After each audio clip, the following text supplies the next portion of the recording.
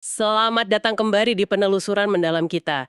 Hari ini nih fokus kita ke satu bab yang krusial banget dari materi Anda. Bab 14. Judulnya pemimpin yang bertransformasi. Jadi misi kita sekarang ini ya, kita coba bongkar bareng-bareng. Apa sih inti kepemimpinan gaya baru ini? Terus gimana caranya seseorang bisa jadi pemimpin macam ini? Ciri-cirinya apa aja? Dan yang paling penting buat Anda yang dengerin, relevansinya apa? Bab ini tuh kayaknya puncak dari ide-ide sebelumnya ya, soal ritual, kesadaran yang tercerahkan sampai pakai AI segala. Oh nih ya. Ini bukan sekedar teknik manajemen baru atau gaya kepemimpinan yang lagi ngetren aja. Materi ini jelas bilang ini pergeseran fundamental. Kepemimpinan yang kita bahas ini akarnya itu dari kerja batin yang, dalam banget. Ada komitmen melayani sesuatu di luar diri sendiri, terus membangun koneksi yang utuh ya sama diri, sama orang lain, sama alam bahkan kosmos.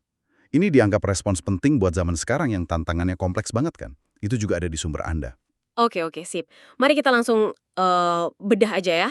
Menurut materi ini, inti dari pemimpin yang bertransformasi ini apa sih sebenarnya? Kok kedengerannya beda banget gitu dari yang biasa kita tahu? Iya, sumber ini definisikannya cukup mendalam ya. Jadi pemimpin transformatif itu digambarkan kayak seseorang yang udah lewat semacam inisiasi. Bayangin aja kayak proses ujian berat gitu, yang bikin ego lamanya mati, terus lahir lagi dengan kesadaran baru. Semacam proses kematian dan pembaruan spiritual lah.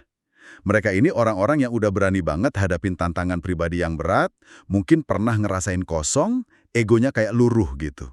Nah, dari situ baru sadar jalan ke depan itu bukan soal ambisi pribadi aja, tapi soal pelayanan. Melayani yang lebih luas dari diri sendiri, ya komunitas, ya planet ini. Dan menariknya, materi ini jelas banget bidain sama ciri pemimpin tradisional yang ya kita lebih kenal lah. Misalnya gaya direktif, yang kasih instruksi terus ngawasin ketat. Atau pengambilan keputusan otoritatif, bosnya aja yang mutusin. Fokusnya cuma ke tugas selesai, efisien. Terus ada komando, kontrol, hierarki, motivasinya cuma hadiah hukuman. Ya gitu-gitu.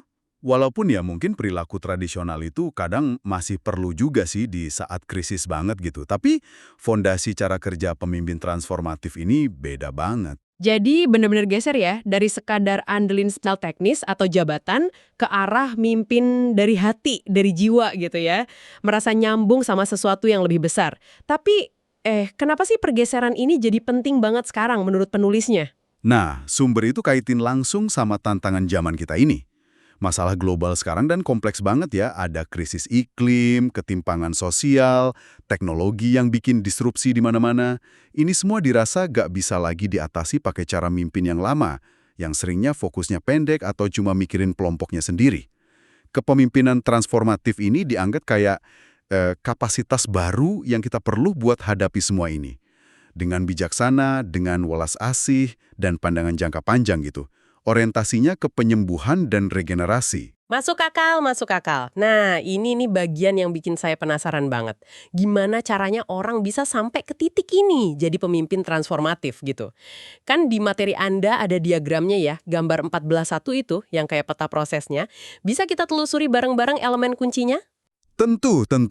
Diagram itu memang bagus ya visualisasinya. Perjalanannya kaya dan berlapis. Oke, mari kita lihat satu-satu.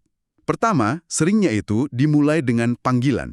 Ada kayak dorongan kuat dari dalam gitu. Perasaan ada sesuatu yang lebih besar yang mesti dikerjain. Kedua, proses ini melibatkan ritual dan menciptakan wadah energi. Nah, ini bukan sekedar seremoni biasa loh ya. Ritual di sini, seperti dibahas di bagian lain juga, dipakai secara sadar buat nampung, ngarahin, dan ngasih struktur buat energi transformasi.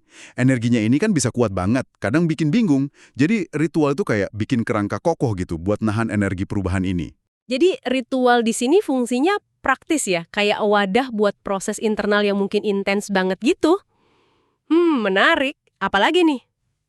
Elemen kunci berikutnya itu kesadaran akan kekuatan tak terduga. Maksudnya, sadar kalau ada kekuatan-kekuatan lain yang lebih besar, entah dari planet, kosmik, yang kelihatan atau nggak kelihatan, yang ikut main peran dalam hidup dan proses transformasi kita.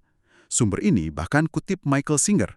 Dia bilang, tiap momen itu hasil pertemuan yang diatur selama 13,8 miliar tahun. Kita ini bagian dari evolusi kesadaran semesta. gitu. Wah, itu perspektif yang bisa ngubah cara kita lihat gagal atau salah ya. Jadi kayak bukan murni salah kita aja, tapi bagian dari tarian pembelajaran kosmik yang lebih gede gitu. Betul, persis. Pemahaman ini bikin kita lebih bisa nerima dan nggak terlalu nyalahin diri sendiri terus. Terus ada juga penekanan pada ritual rutin dan perlindungan. Penting banget bangun praktik spiritual atau ritual yang konsisten buat jaga stabilitas dan arah. Termasuk ritual khusus buat perlindungan diri, baik energik maupun psikologis, ini ditekankan juga di sumber. Ada juga potensi buat memasuki kondisi kesadaran yang berubah. Nah, ini materi nyebut kemungkinan pakai sakramen suci. Ini rujukannya ke hal kayak zat psikedelik tertentu yang juga dibahas di materi Anda. Tentu ini dilihat sebagai alat bantu potensial aja ya, kalau dipakai dengan tanggung jawab dan konteks yang pas, buat bantu dobrak kesadaran atau dapat pencerahan pemikiran. Oke, jadi sakramen suci itu salah satu alat aja di kotak perkakas transformasi ini ya, bukan tujuan utamanya. Dan pakainya juga perlu bijak. Lanjut. Nah, inti prosesnya seringkali itu melalui proses inisiasi. Ini fase di mana orang, sadar atau enggak, hadapin tantangan-tantangan gede yang benar-benar nguji, ngebongkar, dan akhirnya ngebentuk ulang diri mereka. Miriplah sama konsep rites of passage di banyak budaya, ujian yang nandain kita pindah ke tahap kedewasaan atau kesadaran baru. Setelah lewat api inisiasi itu, baru deh masuk fase penyembuhan, pembersihan, koneksi, visi baru, dan misi. Ini kerja internal yang dalam banget buat proses luka batin, bersihin sampah pikiran atau emosi, bangun lagi koneksi yang otentik sama diri, orang lain, alam, terus dapat visi hidup baru, dan ngerumusin misi pelayanan yang jelas. Kayaknya bab 5 di materi Anda bahas ini lebih detail ya. Kedengarannya ini kayak bagian membangun ulang ya setelah dibongkar pas inisiasi. Terus tahap berikutnya apa? Akhirnya, orang itu mulai menampilkan atribut khas pemimpin transformatif, yang nanti kita bahas lagi nih. Dan yang juga menarik, mereka merangkul teknologi baru, AI. Ini penting nih. Teknologi, khususnya AI, dilihat bukan buat gantiin kebijaksanaan batin atau hubungan antar manusia, tapi sebagai alat pendukung potensial. Bisa buat percepat belajar, perluas dampak positif, atau bantu kelola hal-hal yang rumit. Ini jelas bukan kayak resep masakan ya, yang tinggal ikutin langkah 1, 2, 3. Terasa banget ini perjalanan yang sangat personal, dalam, sering nggak lurus gitu jalannya. Dan mungkin penuh kejutan. Kayak cerita penulisnya sendiri di sumber itu kan transformasinya nggak direncanain, muncul gitu aja. Tepat sekali. Nah, dari proses kayak ginilah lahirlah atribut-atribut khas yang bedain pemimpin transformatif. Ini bukan sekedar daftar sifat baik biasa loh. Materi ini nekankan kualitas ini tuh hasil integrasi yang dalam antara jiwa, roh, sama hubungan ke alam. Beberapa yang paling menonjol dari daftar di bab 14 itu, pertama, mereka dipandu oleh roh atau kesadaran lebih tinggi. Artinya, ada praktik rutin buat cari panduan di luar ego. Bisa lewat ritual, doa, meditasi, atau cara koneksi spiritual lain. Kedua, mereka berpusat pada hati. Keputusan dan tindakannya ngalir dari welas asih, empati, cinta kasih. Bukan cuma hitung-hitungan rasional aja. Ketiga, terhubung dengan alam. Ada hubungan timbal balik yang dalam sama alam, lihat alam itu sebagai guru, sumber sembuh, cermin kebijaksanaan. Terus lagi, mereka intuitif dan bijaksana. Mereka andalkan intuisi dan kebijaksanaan yang lahir dari pengalaman hidup yang udah diolah dalam-dalam, sumber nyebutnya earned wisdom, kebijaksanaan yang didapat lewat perjuangan dan refleksi. Mereka juga tangguh dan berani, punya kapasitas hadapi ketidakpastian, lalui perubahan, dan berani pegang kebenaran mereka walau ada tantangan. Kemudian, ada kualitas bajik dan bertanggung jawab secara planet. Ada kesadaran moral yang kuat soal dampak tindakan mereka dalam skala luas, lebih dari sekedar untung pribadi atau organisasi, sampai mikirin kesejahteraan planet. Dan terakhir, mereka berorientasi tindakan. Ini penting, mereka nggak cuma mikir atau teori aja. Mereka terlibat aktif dalam aksi nyata, buat penyembuhan, keadilan, pemulihan. Mereka juga sering pintar pakai cerita, metafora, simbol buat inspirasi dan pandu orang lain.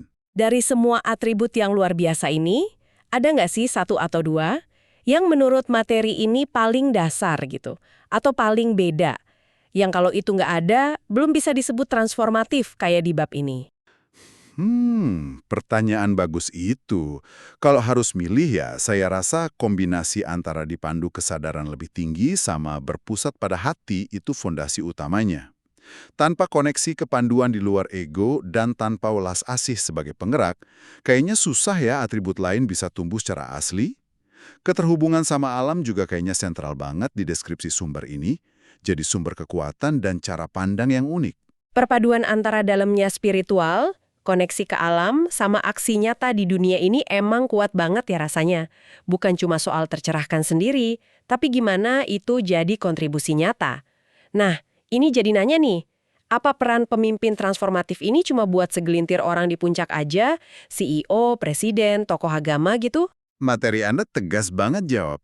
Nggak sama sekali. Penulisnya nekankan ini bukan soal jabatan atau status sosial. Ini soal kesediaan siapa aja, latar belakang apapun, buat mulai perjalanan transformasi batin ini. Dan jawab panggilan buat masuk ke pelayanan. Dan pelayanan ini dipahami luas loh. Ada 3 dimensi penting. Pelayanan buat diri sendiri, komitmen buat sembuh dan tumbuh pribadi, pelayanan buat komunitas, kontribusi ke kelompok, organisasi, masyarakat, dan pelayanan buat planet, tanggung jawab lingkungan dan jangka panjang. Sumber bahkan singgung tradisi masyarakat adat yang berdoa buat 7 generasi ke depan.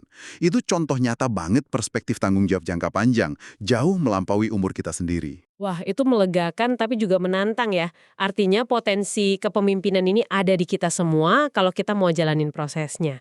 Terus gimana orang bisa tahu kapan waktu yang pas buat mulai transformasi yang sering digambarkan cepat dan intens ini? Ada sinyalnya gitu nggak sih? Sumber nyebut ada kombinasi antara sinyal dari dalam sama pemicu dari luar. Kalau dari dalam, tandanya bisa kayak panggilan batin yang makin kuat, susah diabaikan. Rasa gelisah, hampa, atau nggak puas banget sama cara hidup yang lama.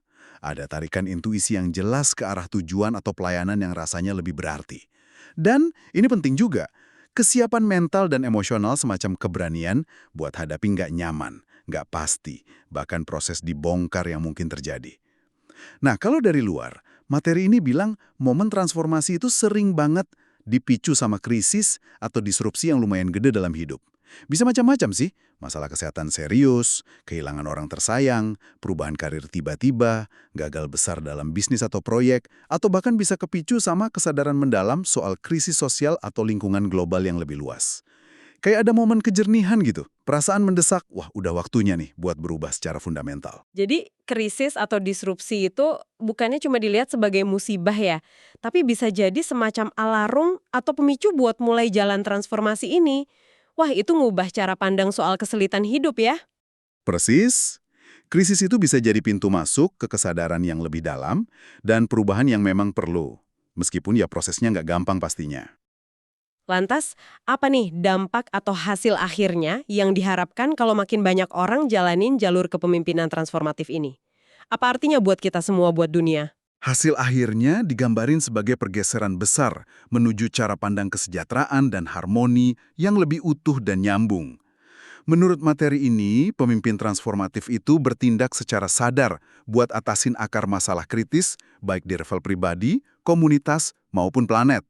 Fokus mereka bukan lagi cuma ke ukuran lama kayak pertumbuhan ekonomi terus-terusan atau numpuk kekuasaan, tapi lebih ke bangun komunitas yang kerjasama, adil, tangguh, dan saling dukung. Bahkan lebih jauh lagi, mereka secara aktif kontribusi ke regenerasi bukan cuma sekedar bertahan ya sistem sosial dan ekologi kita. Sumber, bahkan spekulasi, ini bisa jadi tanda lahirnya gaya kepemimpinan yang benar-benar baru.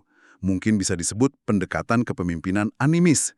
Istilah ini nunjukin kepemimpinan yang orientasinya ke hati nurani, jiwa, akarnya kuat di kearifan komunitas, dan hidupnya selaras, punya hubungan timbal balik sama alam semesta yang hidup. Nah, kepemimpinan macam inilah yang diharapkan bisa nawarin solusi-solusi asli dan tahan lama buat atasin tantangan global yang rumit dan saling kait di zaman kita ini. Kayak yang kita gali dari bab 14 materi Anda, itu bukan jabatan yang dikejar, tapi hasil dari perjalanan pribadi yang dalam banget. Sering penuh tantangan, inisiasi, prosesnya unik bisa jadi pakai ritual kuno secara sadar, capai kondisi kesadaran yang lebih tinggi atau tercerahkan, mungkin dibantu praktek atau alat tertentu, yang dibahas di sumber, dan juga gabungin teknologi modern kayak AI secara bijak sebagai pendukung, bukan pengganti. Ciri khasnya itu atribut-atribut yang lahir dari koneksi batin yang kuat, intuisi yang tajam, sama hubungan yang dalam ke alam.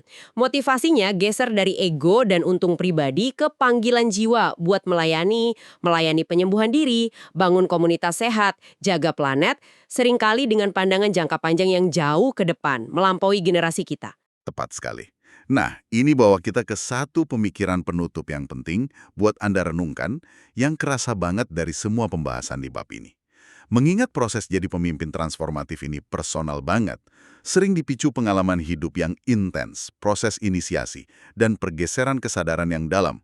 Pertanyaan penting yang muncul adalah, gimana caranya kita, sebagai individu, di dalam organisasi kita, dan sebagai masyarakat luas, bisa secara aktif ciptain dan pelihara lingkungan yang mendukung, bukannya malah tanpa sadar menghambat, muncul dan berkembangnya jenis kepemimpinan transformatif ini.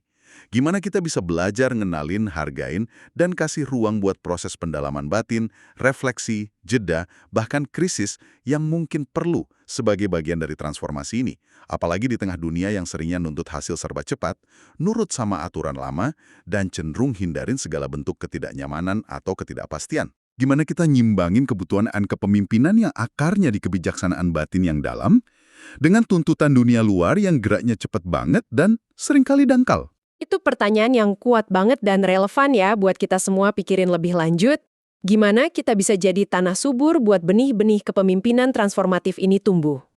Terima kasih sudah bergabung bersama kami dalam penelusuran mendalam bab 14 ini berdasarkan materi sumber yang Anda bagikan.